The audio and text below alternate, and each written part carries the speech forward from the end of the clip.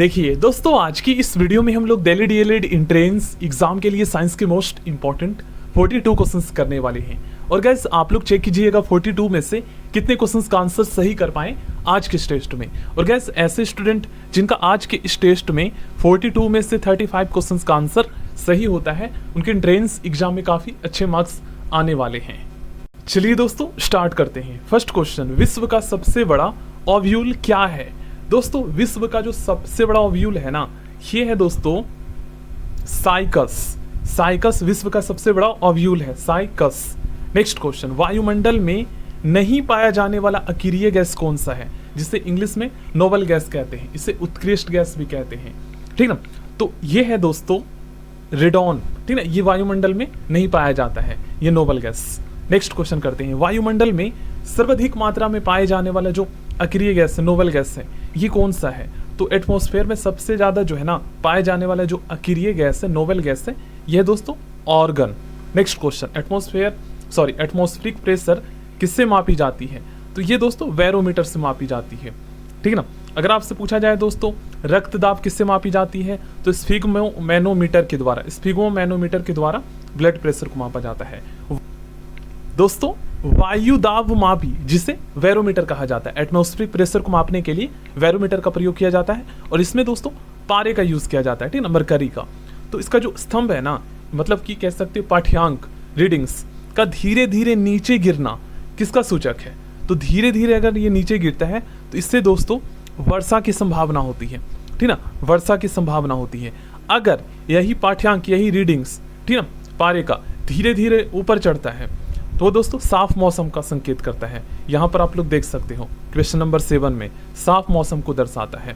अगर आपसे ये पूछ लिया जाए दोस्तों कि बैरोमीटर का जो रीडिंग होता है, ठीक ना, अगर ये अचानक नीचे गिर जाता है तो ये किसका सूचक है? तो अचानक अगर नीचे गिर जाता है ना तो तूफान, आंधी का सूचक है, ठीक ना। अगर धीरे धीरे नीचे गिरता है तो वर्षा की संभावना। इस तरीके से आप लोग समझ सकते हो।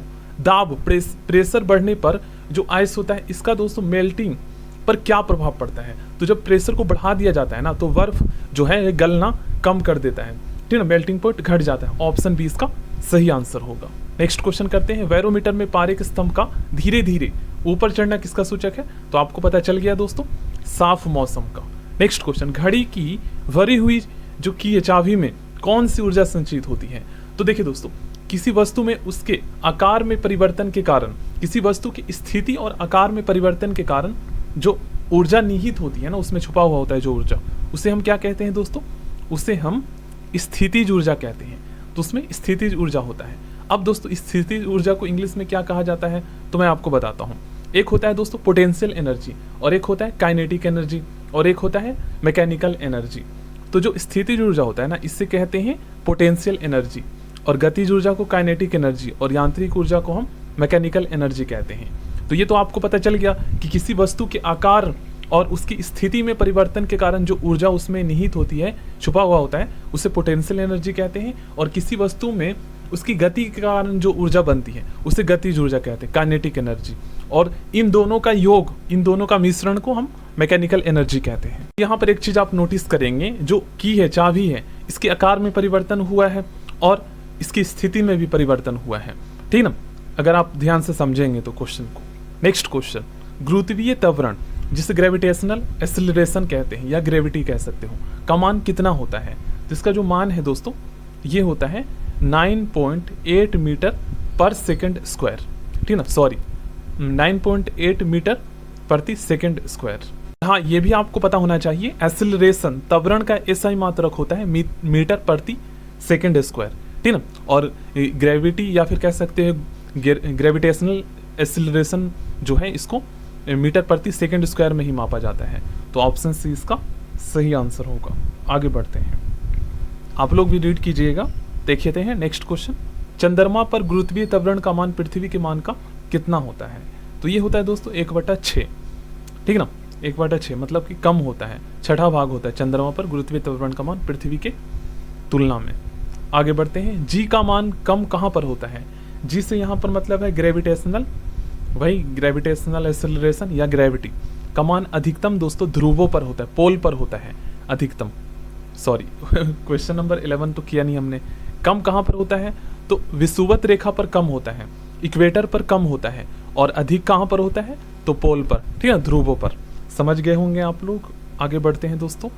पृथ्वी के केंद्र पर जी का मान क्या होता है? तो पृथ्वी के जो सेंटर होता है इस पर जी का जो मान होता है दोस्तों, ग्रेविटेशन का, ग्रेविटेशनल एक्सेलरेशन या ग्रेविटी का, वो होता है 0।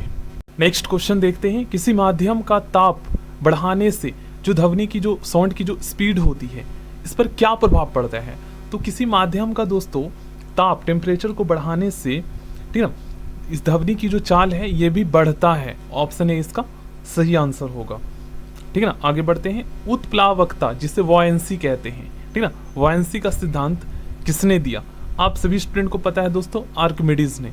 लॉ ऑफ फ्लोटिंग जिसे कहते हैं। पृथ्वी के लिए प्लायन वेग को हम इंग्लिश में क्या कहते हैं? इसे दोस्तों स्केप वेलोसिटी कहा जाता है, स्केप वेलोसिटी कहा जाता है। तो पृथ्वी के लिए जो स्केप वेलोसिटी का जो मान है ये मैं आपको बताता हूं दोस्तों, ये होता है 11.2 किलोमीटर प्रति सेकेंड।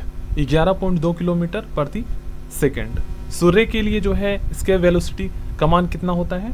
तो ये होता है 42 किलोमीटर प्रति सेकेंड पर सेकेंड। चंद्रमा के लिए प्लायन वेग का मान कितना होता है? तो इसका जो प्लायन वेग का मान होता है, स्केप वेलोसिटी, ये होता है दोस्तों 2.37 किलोमीटर पर सेकेंड। Next question. पनडुब्बी के अंदर से बाहर देखने के लिए किसका प्रयोग किया जाता है? तो इसमें जो प्रयोग किया जाता है ये है दोस्तों पेरिस्कोप का प्रयोग किया जाता है। तड़ित चालक जिसे लाइटनिंग रोड कहते हैं, ठीक ना, इसे आसमानी जो बिजली होता है ना दोस्तों उससे बचाने के लिए ये छतों पर लगाया जाता है ऊपर ने, ठीक ना, लाइटनिंग रोड इससे कहा जाता है। और ये किसका बना होता है? तो ये दोस्तों तांबा का बना होता है, कॉपर का बना होता है। ड्राई सेल का कैथोड किसका बना होता है? तो जो ड्राई सेल होता है जिनका यूज़ दोस्तों मोबाइल में किया जाता है और भी बहुत सारी चीज़ों में किया जाता है, तो इसका जो कैथोड होता है ना ये बना होता है दोस्तों जिंक का, जस्ते का, जिंक का। शुष्क सेल का एनोड किसका बना होता है? तो शुष्क ड्राई सेल का जो एनोड है ये बना होता है कार्बन का। ग्लेना, ठीक ना, इंग्लिश का ये वर्ड है किसका? एस के और है, ORE, ठीक ना, मतलब कि और का मतलब अशुद्ध रूप। तो ये है दोस्तों सीसा का, ठीक ना, लीड का, सीसा का। Next question. जिसे लेड संचायक बैटरी, इसे इंग्लिश में लेड स्टोरेज बैटरी कहते हैं, इसमें कौन सा एसिड प्रयोग किया जाता है? दोस्तों इसमें सल्फ्यूरिक एसिड होता है, H2SO4। टेम्पररी मैग्नेट किसका बना होता है? ये नर्म लोहे का बना होता है। टेम्पररी मैग्नेट जो है ये नर्म लोहे का बना होता है। परमानेंट मैग्नेट किससे बना होता है? तो ये बना होता है दोस्तों इस्पात से, ये स्टील से बना होता है। Next question. डायनेमो परिवर्तित करता है। दोस्तों डायनेमो जो है ये दोस्तों यांत्रिक ऊर्जा, मैकेनिकल एनर्जी को दोस्तों इलेक्ट्रिक एनर्जी में चेंज करता है। डायनेमो मैकेनिकल एनर्जी को इलेक्ट्रिक एनर्जी में चेंज करता है। अब विद्युत मोटर क्या करता है दोस्तों? तो जो विद्युत मोटर होता है ना, सबसे पहले तो आपको ये पता होना चाहिए कि इसका प्रयोग कहाँ कहाँ किया जाता है। इलेक्ट्रिक फैन में किया जाता है दोस्तों, कूलर में किया जाता है, वॉशिंग मशीन में किया जाता है, मिक्सर में किया जाता है। तो जो विद्युत मोटर होती है ये किससे चलता है? तो आपको पता है दोस्तों विद्युत से चलता है। तो ये क्या करता है? इलेक्ट्रिक एनर्जी को मैकेनिकल एनर्जी में चेंज करता है, ठीक है, विद्युत ऊर्जा को यांत्रिक ऊर्जा में चेंज करता है, उल्टा होता है। देख लीजिएगा यहाँ पर ऑप्शन में देखिएगा, विद्युत ऊर्जा, सॉरी ऑप्शन ए या बी में से ही था कोई, विद्युत ऊर्जा को यांत्रिक ऊर्जा में चेंज करता है। नेक्स्ट क्वेश्चन काफी ज्यादा इंपॉर्टेंट है। ट्रांसफार्मर का क्रोड किसका बना होता है? दोस्तों ट्रांसफार्मर का जो क्रोड है ये नर्म लोहा का बना होता है। ट्रांसफार्मर का जो क्रोड होता है ये नर्म लोहा का बना होता है। और दोस्तों अगर आपसे ये पूछा जाए कि जो विद्युत हीटर होते हैं उसमें हीटिंग कॉइल बनाने के लिए दोस्तों किस धातु का प्रयोग किया जाता है? तो हीटिंग जो कॉइल बनाने के लिए उसमें नाइक्रोम का प्रयोग किया जाता है। और जो वल्व होता है, ठीक है, उसका फिलामेंट किसका बना होता है? तो वो टंगस्टन का बना होता है। याद कर लीजिएगा, क्वेश्चंस आते हैं। फ्यूज का तार किसका बना होता है? काफी ज्यादा इंपॉर्टेंट है। फ्यूज जो घरों में प्रयोग किया जाता है इसका जो वायर है ये दोस्तों सीसा को क्या कहते हैं? लेड कहते हैं, LED, PB, और टीन, SN, ठीक ना, टीन का बना होता है। फ्यूज का जो तार है ये सीसा तथा टीन का बना होता है। नेक्स्ट क्वेश्चन काफी ज्यादा इंपॉर्टेंट है। रेक्टिफायर का प्रयोग किस लिए होता है? दोस्तों जो रेक्टिफायर होता है ये अल्टरनेटिव करंट को डायरेक्ट करंट में बदलता है। ये AC को DC में बदलने के लिए इसका प्रयोग किया जाता है। और अगर आपसे पूछा जाए कि DC को AC में कौन बदलता है, तो इन्वर्टर DC को AC में बदलता है।